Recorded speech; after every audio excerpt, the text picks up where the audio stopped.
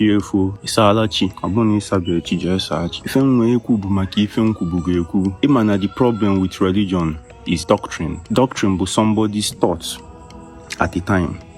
So if I had formed a religion where I am saying that this thing ife nkwu bụ the law na ife a bụ otu ife si eme, no, this is the way, then the problem is that my mind can change. Change is constant. For example, maybe I dey talk say jee tụọ mmadụ na alụsị, onye ọbụla mee anything jee tụọ ya na mmụọ. Tomorrow I might find out that ije tụsịa mmadụ na alụsị na ọ na-emebi ilu gị nwa ma ọ bụ mmụọ advice gị ma ọ duga gị na ọ na-emebi ilu mmụọ ọra mmiri m, maybe na ọ na-ebute elu mụ na ndị mmiri nseke.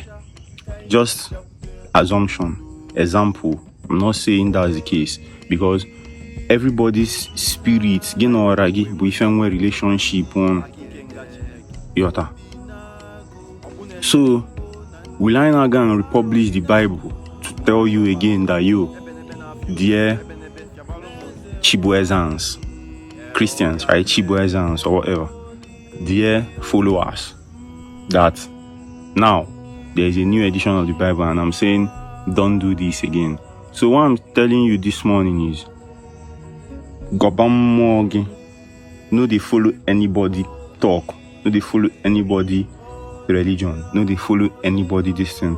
Only thing way person fit do with you na to share thoughts.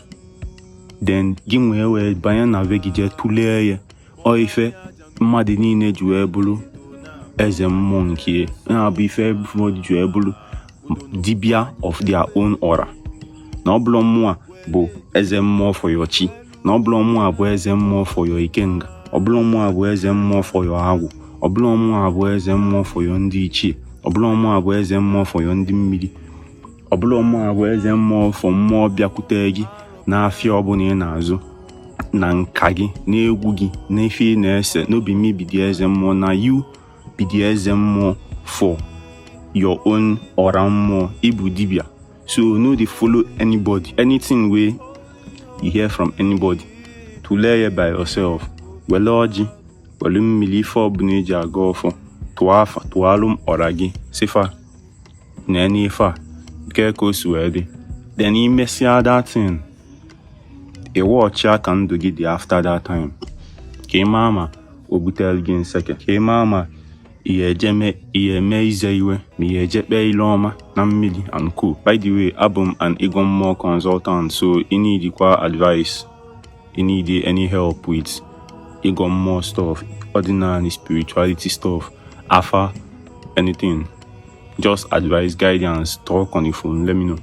Cheers. Obinagu ndembo na ndị egede, Obinagu ndembo na ndị egede, Obinagu ndembo na ndị egede.